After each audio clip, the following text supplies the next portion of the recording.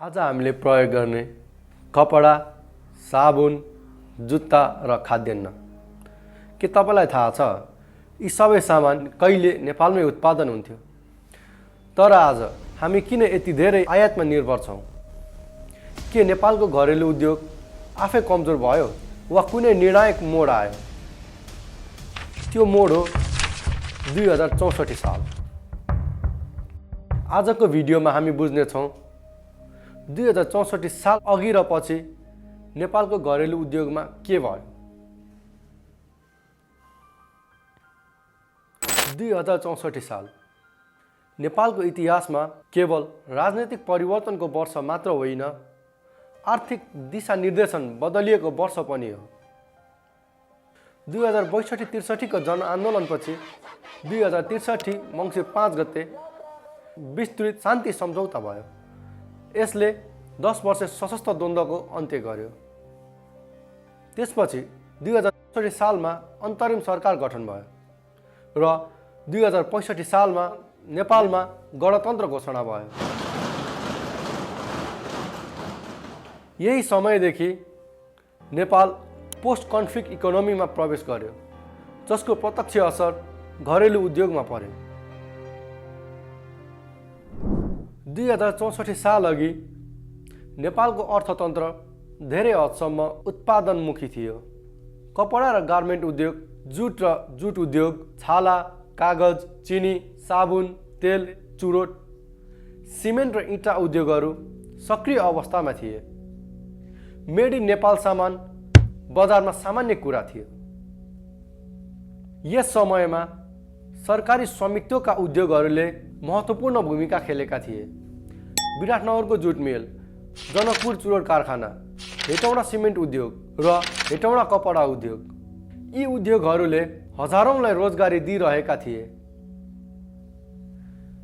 कृषि आधारित उद्योगहरू, चामल मिल, चिनी उद्योग, दूध उद्योग, किसान र उद्योग बीच प्रत्यक्ष सम्बन्ध कायम थियो।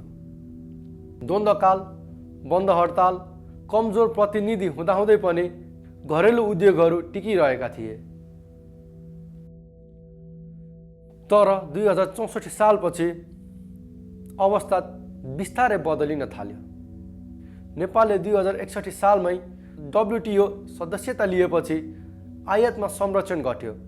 भारत र चीनबाट सस्ता सामानहरू बजारमा छिर्न थाले। महँगो बिजुली, उच्च ढुवानी लागत, अस्थिर नीति र राजनीतिक हस्तक्षेपले घरेलु उत्पादन प्रतिस्पर्धी बन्न सकेन। यसको परिणाम स्वरूप धेरै गार्मेन्ट, कपडा, जुट र कागज उद्योग बन्द भए। सरकारी उद्योगहरू कुप्रबन्ध, भ्रष्टाचार, राजनीतिक हस्तक्षेपका कारण धराशायी भए। विराटनगर जुट मिल, जनकपुर चुरोट कारखाना, हेटौडा कपडा उद्योग इतिहासमै सीमित भए। धेरै चिनी मिलहरू सिक इन्डस्ट्रीमा परिणत भए। यससँगै नेपाल उत्पादन गर्ने देशबाट उपभोग गर्ने देश बन्न गयो। पहिले नेपालमै उत्पादन हुने साबुन, कपडा, जुत्ता अब आयात हुन थाले। व्यापार घाटा बढ्दै गयो, स्वदेशी रोजगारी घट्दै गयो। त्यसको सट्टा वैदेशिक रोजगारी र रेमिटेन्स अर्थतन्त्रको मुख्य आधार बन्यो।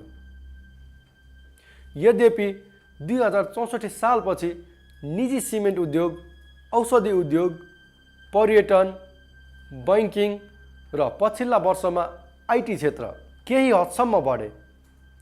तर यी क्षेत्रहरूले पहिले जस्तै ठूलो रोजगारी सिर्जना गर्न सकेनन्। अन्ततः हेर्दा 2064 साल अघि घरेलु उत्पादन, स्थानीय रोजगारी र सरकारी उद्योगहरू सक्रिय थिए। 2064 सालपछि आयात निर्भरता बढ्यो, उद्योग पतन भयो र वैदेशिक रोजगारीमा निर्भरता बढ्दै गयो। समस्या केवल एक वर्षको परिवर्तन होइन, समस्या हो नीति निरन्तरताको अभाव, नेतृत्वको कमजोरी र उद्योग मैत्री वातावरण नबनिनु।